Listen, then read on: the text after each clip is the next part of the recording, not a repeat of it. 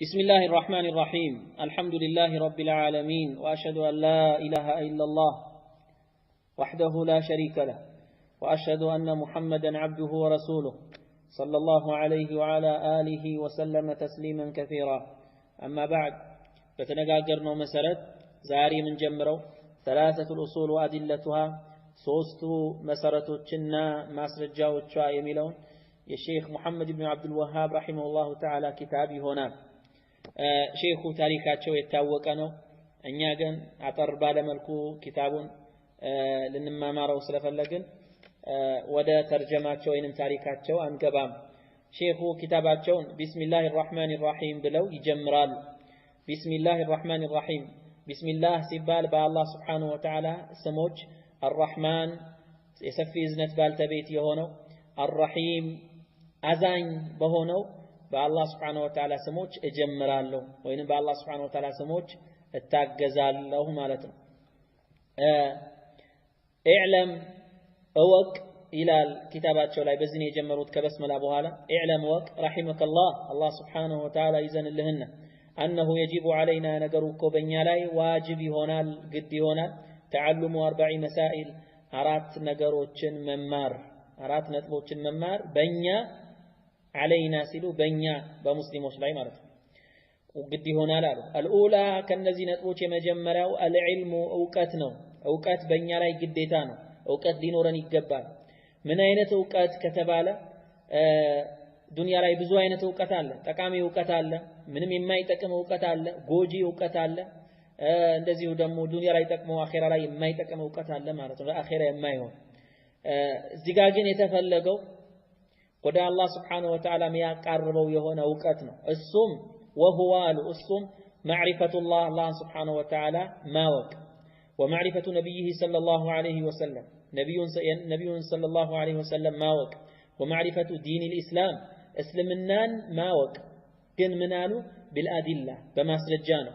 ዝም ብሎ አወቅኩኝ እኛ ሰፈር ሲባል ሰምቼ ያለው አባቴ እንደዚህ ይላል ሳይሆን በማስረጃ በቁርአን በሐዲስ አላህ Subhanahu Wa Ta'ala ስለሱ እንደዚህ ስለራሱ እንደዚህ ብሏል፣ ነብዩ ስለ ነብዩ ሰለላሁ ዐለይሂ ወሰለም እንደዚህ ተብሏል በቁርአንና በሐዲስ፣ ስለ እስልምና እንደዚህ ተብሏል በሚል በማስረጃ ነው ማወቅ ያለብን ማለት ነው።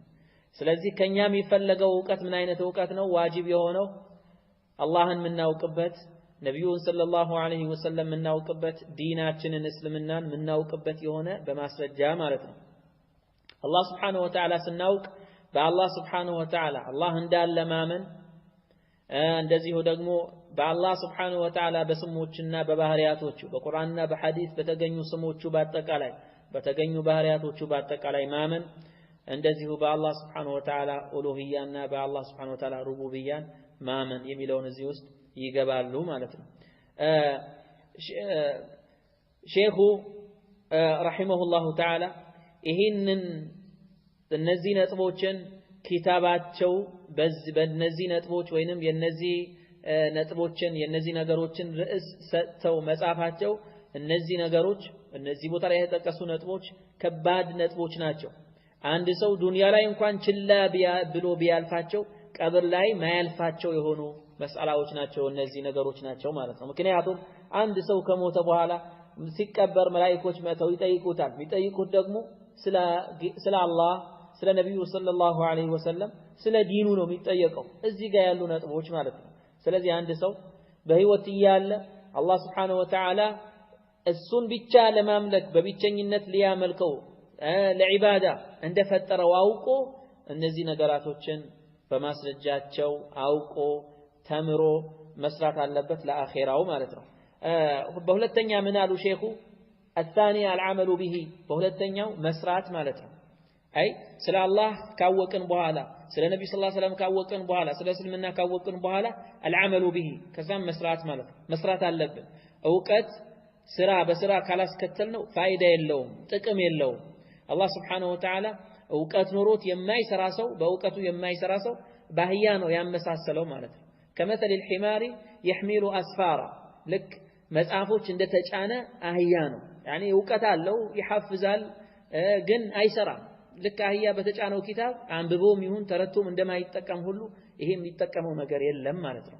ስለዚህ በአይሁዳዎች መመሳሰል ይሆናል በእነሱ ላይ የተዛተውን ዛቻ ይደርስበታል ማለት ነው አንድ ሰው በእውቀቱ ባለመስራት الثالثة ሶስተኛው الدعوة إليه دعوة ማድረግ አውቀናል ሰርተናል ከዛም دعوة እናደርጋለን الرابعة በአራተኛው الصبر على الأذى فيه በሱ ላይ ትዕግስት ማድረግ በሱ ላይ በሚደርሰው አዛ ትዕግስት ማድረግ ምክንያቱም የታወቀ ነው አንድ ሰው ለምን ተማርክ ተብሎ ለምን ቀራህ ተብሎ ብዙ አዛ ላይደርስበት ይችላል በመጠኑ አዛ ቢደርስበትም ከባድ አዛ ላይደርስበት ይችላል ለምን ሰራህ ተብሎ ከባድ አዛ ላይደርስበት ይችላል ግን ለምን ዳዕዋ ታደርጋለህ ተብሎ ከባድ አዛ ይደርስበታል ምንም ሳይል የነበረ ሽማግሌ ሽርክ ሲሰራ ታይቶ ይሄ እኮ ሽርክ ነው ቢድዓ ነው ሲባል ድንጋይ ሁሉ አንስቶ ሊወረውር ሊፈናከት ይችላል ማለት ነው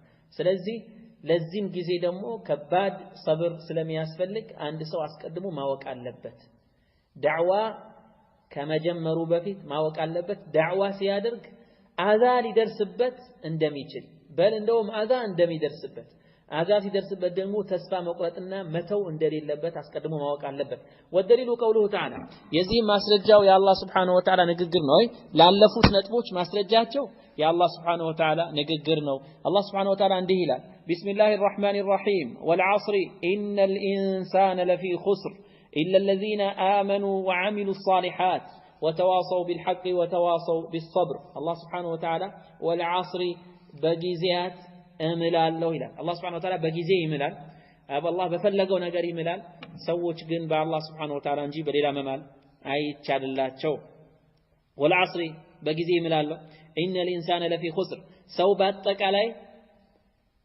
ከሳሪ ነው ከሳራ ውስጥ ነው ሰው በአጠቃላይ ኪሳራ ውስጥ ነው ሰው በአጠቃላይ ከሳሪ ነው الانسان انسان የሚለውን አል ከገባበት አጠቃላይ የሚለውን ማዕና ይሰጣል ማለት ነው ኩሉ الانسان يعني ሰው በአጠቃላይ አላህ Subhanahu Wa Ta'ala ያስቀራቸው ሲቀሩ በሚቀጥለው አንቀጽ ማለት ነው ኢላ الذين آمنوا እነዚያ ያመኑ ሲቀሩ وعملوا الصالحات መልካም ስራዎችንም የሰሩ ሲቀሩ وتواصوا بالحق بحق አደራ የተባባሉ የተመካከሩ ሲቀሩ وتواصوا بالصبر በትዕግስትም በመታገስም አደራ የተባባሉ ሲቀሩ አሁን እቺን ሱራ ላሳለፍናቸው ለአራቱ ነጥቦች ማስረጃ አድርጎ ነው ሼኹ ያቀረባቸው ከቁርአን ብዙ ማስረጃ አለ ግን ህፃን ልጅ እንኳን የሚያውቀውን ነገር ለማቅረብ ፈልጎ ነው ኢላ الذين آمنوا የሚለውን العلم ለሚለው ማስረጃ ይሆናል ከአራቱ ነጥቦች የመጀመሪያውን የሆነውን ነጥብ العلم ለሚለውን ኢላ الذين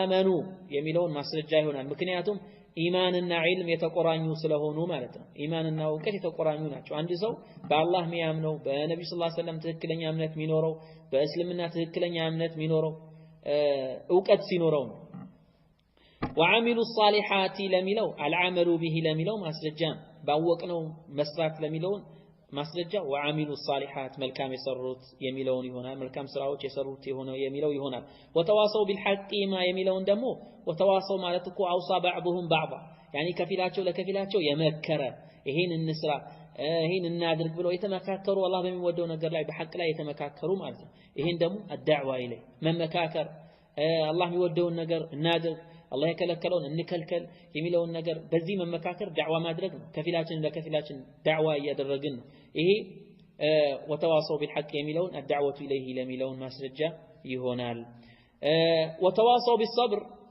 እንደዚሁ ደግሞ በመታገዝ በትዕግስት አደራ የተባባሉ ለሚለውን የሚለውን الصبر على الاذى فيه ለሚለው ማስረጃ ነው ማለት ነው الصبر على الاذى فيه የሚለውን ማስረጃ ነው ስለዚህ አሁን وتواصوا بالحق የሚለውን ሐቅ ከሚለው ያሳለፍናቸው ነጥቦች በአጠቃላይ ይገባል ማለት ነው ሐቅ በሚለው يعني እውቀትም ከሐቅ ነው እንደዚሁ ደግሞ መልካምም ስራ መስራት ዳዕዋን ማድረግ ይሄንን ሁሉ እዚህ ውስጥ ይገባል ማለት ነው እና በኸይር በአጠቃላይ መመካከር አላህ በሚወደው ነገር እንስራ እናድርግ ኢማናችን እናጠንክር ብለን መመካከር መማማር ዳዕዋ መደራረግ ይሄን ሁሉ እዚህ ውስጥ ይገባል قال الشافعي رحمه الله تعالى امام الشافعي እንዲህ ብለዋል لو ما انزل الله حجة على خلقه الا هذه السوره لكفتهم الله سبحانه وتعالى በሰዎች ላይ እቺን ሱራ እንጂ ሌላ ማስረጃ ባያወርድ ኖሮ ትበቃቸው ነበር ብለዋል አይ እቺን ሱራ ካላት ትልቅ ማዕና ካላት ትልቅ ትርጉም ማለት ነው يعني ሰዎች አላህ Subhanahu Wa Ta'ala ሰዎች ከሳሪዎች ናቸው ብሎ ተናግሮ ግን ያመኑት መልካም ስራ የሰሩ በሐቅ አደራ የተመካከሩ አደራ የተባባሉና በትዕግስት በመታገስ አደራ የተባባሉ ሲቀሩ ሰዎች በአጠቃላይ ከሳሪዎች ናቸው ብሎ ተናግሯል። ስለዚህ ለወደፊት ለአኺራው የሚፈራ ሰው ትክክለኛ አእምሮ ያለው ሰው እቺን አያ ትበቃዋለች በአላህ ሊያምን ትበቃዋለች መልካም ስራ እንዲሰራ ትበቃዋለች በሐቅ ሊመካከር ትበቃዋለች ትዕግስት ሊያደርግ ማለት ነው። ግን ከኢማሙ ሻፊዒ ረሂመሁላህ በትክክለኛ ሰነድ የተገኘው ይሄ ንግግር ሳይሆን ኢማም ኢብኑ ከሲር ረሂመሁላሁ ተዓላ ሱረቱል ዐስርን ተፍሲር ሲያደርጉ ተፍሲራቸው ላይ የጠቀሱት ንግግራቸው ነው። እሱም ቃለ ሻፊዒ ረሂመሁላሁ ተዓላ ኢማሙ ሻፊዒ እንዲህ ብለዋል ለው ተደበረ ናሱ هذه السورة لوسعتهم ሰዎች እቺን ሱራ ተደቡር ቢያደርጉ ቢያስተነትኑ ቢገነዘቡ ኑሮ ተሰፋቸው ነበር ብለዋል ኢማሙ ሻፊዒ ረሂመሁላሁ ተዓላ። ይህ ነው ከኢማሙ ሻፊዒ ረሂመሁላህ ያኒ በትክክለኛ የተዘገበው ማለት ነው። وقال البخاري رحمه الله تعالى ኢማሙ البخاري رحمه الله تعالى ኪታባቸው ላይ እንዲህ ብለዋል صحيح البخاري ላይ ማለት ነው ባቡን አሉ ይህ ባብ አሉ العلم قبل القول والعمل እውቀት ከንግግርና ከስራ በፊት እንደሆነ ሚያብራራ የሆነ ባብ ነው ማለት ነው። ይሄንን ምዕራፍ አስቀመጡ ኪታባቸው ላይ والدليل قوله تعالى ማስረጃው ደግሞ የአላህ Subhanahu Wa Ta'ala ንግግር ነው አሉ فاعلم أنه لا إله إلا الله እወቅ ከአላህ Subhanahu Wa Ta'ala በስተቀር በሐቅ የሚገዙት በሐቅ የሚያመልኩት የሆነ አምላክ የለም واستغفر لذنبك ለወንጀልህ ደግሞ ምህረት ጠይቅ የሚለውን የቁርአን አያ ማስረጃ አድርገው አላህ العلم እውቀት ከስራም ከንግግርም ይቀድማል። فبدأ بالعلم الله በእውቀት ነው የጀመረው እዚህ ቦታ ላይ አላህ Subhanahu Wa Ta'ala በእውቀት ጀምሯል قبل القول والعمل ከንግግርም ከመስራትም በፊት። ስለዚህ የትኛውም ነገር ማንኛውም ነገር ከመስራትህ በፊት ከመናገር በፊት እውቀት ሊኖርህ ይገባሃል ነው እውቀት ሊኖርህ ይገባሃል። አንድ ነገር ዒባዳ ነው ብለህ ወደ አላህ ያቀርበኛል ብለህ ከመስራትህ ከመልፋትህ በፊት ይህ ነገር ዒባዳ እንደሆነ ማስረጃ ሊኖርህ በማስረጃው ያወቅከው ልትሆን ይገባል። እንደዚሁ ደግሞ አንድን ቃል አንድን ዚክር ዒባዳ ነው ብለህ ከማለትህ በፊት ያንን ነገር ዒባዳ እንደሆነ ማስረጃ ሊኖርህ ይገባል ማለት ነው። እውቀት ከንግግርም ከስራም ይቀድማል። طيب فبدأ بالعلم قبل القول والعمل የሚለውን الله سبحانه وتعالى በእውቀት ጀመረ قبل القول والعمل ከንግግርም ከስራም በፊት የሚለውን ይሄ እንዴት ነው? አይ الله سبحانه وتعالى እዚህ ቦታ ላይ فعلم ሲላቸው እወቅ ሲላቸው ምንድነው የሚያውቁት? አይ ተውሂድን እወቅ። ምክንያቱም فعلم أنه لا إله إلا الله እወቅ ከአላህ سبحانه وتعالى በስተቀር በሐቅ የሚገዙት አምላክ የለም አላቸው። طيب በመጀመሪያ ያዘዛቸው ምንድነው? ስለ ተውሂድ እውቀት እንዲኖራቸው በተውሂድ ነው ያዘዛቸው። ሁለተኛው واستغفر لذنبك واستغفر የሚለውን استغفار አድርግ ነው። استغفار የሚለውን ሁለት ነገር ይይዛል። ስራ ይይዛል፣ ንግግርም ይይዛል፣ ቃል ይይዛል ማለት ነው። استغفار ሲባል አስተግፊሩላህ ማለት ነው። አስተግፊሩላህ ማለት ንግግር ነው ግን ስራ ነው፣ መልካም ስራ ነው። ስለዚህ አላህ በንግግርም በመልካም ስራ ከንግግርም ከመልካም ስራ አስቀድሞ በምን ጀምሯል? በእውቀት ጀምሯል። አስቀድሞ ለነብዩ ሰለላሁ ዐለይሂ ወሰለም እወቅ ነው ያላቸው።